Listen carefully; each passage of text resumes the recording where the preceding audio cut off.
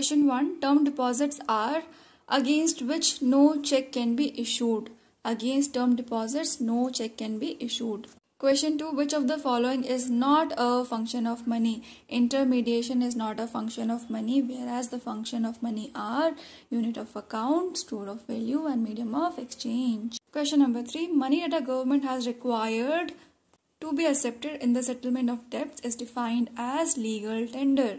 Legal tender is the money that a government has required to be accepted in the settlement of debts.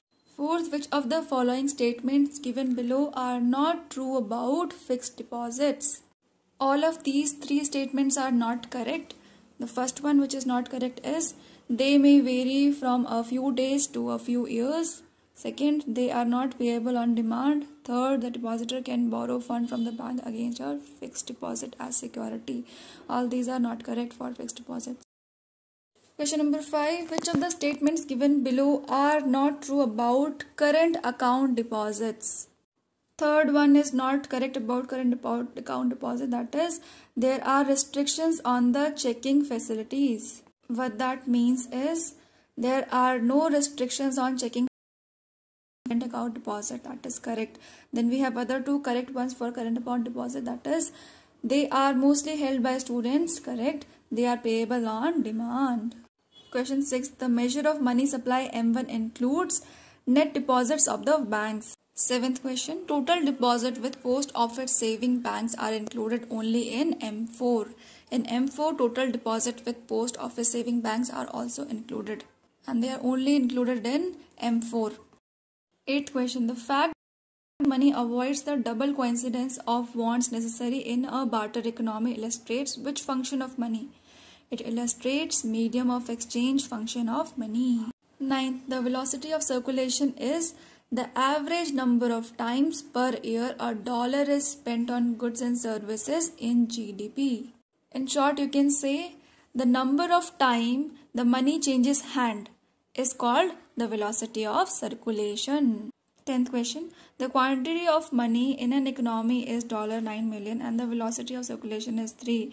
Nominal GDP in this economy is, as we know the formula of nominal GDP, that is equal to the quantity of money in the economy multiplied by velocity of circulation. That would be 9 multiplied by 3 equal to 27. Correct answer is B, $27 million. 11th, which of the following would reflect the transaction demand for money?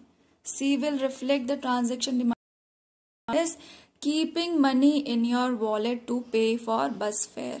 We keep money in the wallet for transaction only, right? That is why it is for transaction demand for money. 12th, people might be willing to hold money balances that pay little or no interest. All of these are correct. They hold money balances that pay little or no interest because they want funds available to buy goods or services. Second, they want funds available for emergency purposes. Third, they want funds available for speculation purposes. We hold money when we are not getting any interest or little interest because we have to pay for goods and services. We need for emergency purposes. We need for speculative purposes. Let's say you have to buy a bond and all. You need sudden money, right? So for that purpose. 13th question. When interest rate gets very low, sometimes people don't want to borrow because economic conditions are very bad and they hoard money. This is called the liquidity trap.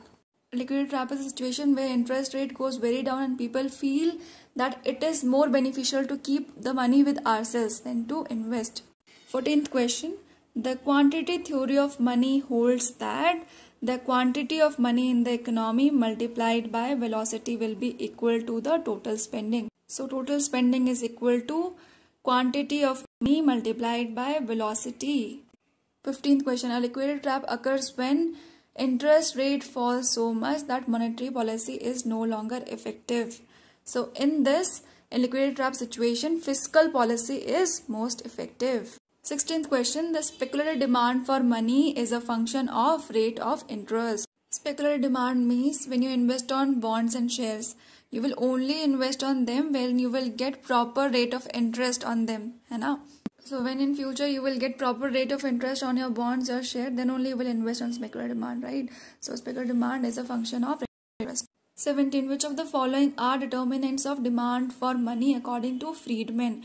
According to Friedman, all of these are the determinants of demands for money that are expected rate of return on equities, expected rate of return on money, and total wealth. 18th question, if the money supply is $500, nominal 4,000, the velocity of money is, C is the right answer, 8. Question number 19, in the liquidity trap, the money demand curve is horizontal. You can go through the ISLM model video. There I have mentioned liquidity trap. You can see the diagram over there. 20. In a liquidity trap, monetary policy has dash effect on aggregate spending because a change in the money supply has dash effect on interest rate. Correct answer is no and no. That means in a liquidity trap, monetary policy has no effect on aggregate spending because a change in the money supply has no effect on interest rate. 21st question, which of the following is or are true about speculative demand for money proposed by Keynes? First, third and fourth are correct. Those are, it is a declining function of the rate of interest. It arises from uncertainty about the interest rate in the economy. Last one, it is related to bulls and bears. Question 22. What does the quantity theory of money suggest will occur in the long run, assuming the velocity of money remains constant? So the quantity theory of money suggests that an increase in the money supply will lead to the increase in the price level. So we know the formula, right? MV is equal to PT. M is money supply and P is price level. So those are directly proportional. If the money supply will increase, the price will also increase.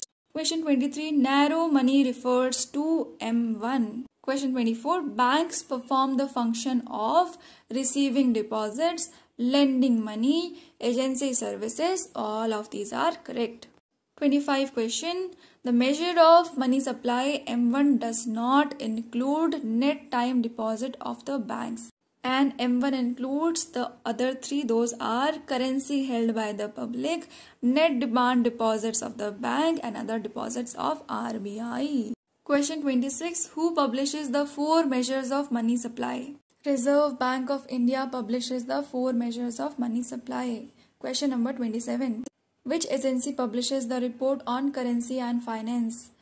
RBI again publishes the report on currency and finance. Question number 28. In the market equilibrium in the loanable funds market. So in the market equilibrium in loanable funds market, loanable fund demanded is equal to loanable fund supplied. So we get equilibrium when demand and supply intersects. 29th question. In the loanable funds theory, the demand for loanable funds is declining function of interest rates. Question 30. If savers decide to save more, ceteris paribus, the loanable funds theory says that there will be increase in supply of loanable funds. Repeating again, important one, if savers decide to save more, ceteris paribus, the loanable fund theory increase in the supply of loanable funds, increase in supply. 31st question. Pradhan Mantri Jan Dhan Yojana aims to bring the savings of term. This will lead to increase in the supply of saving in the economy.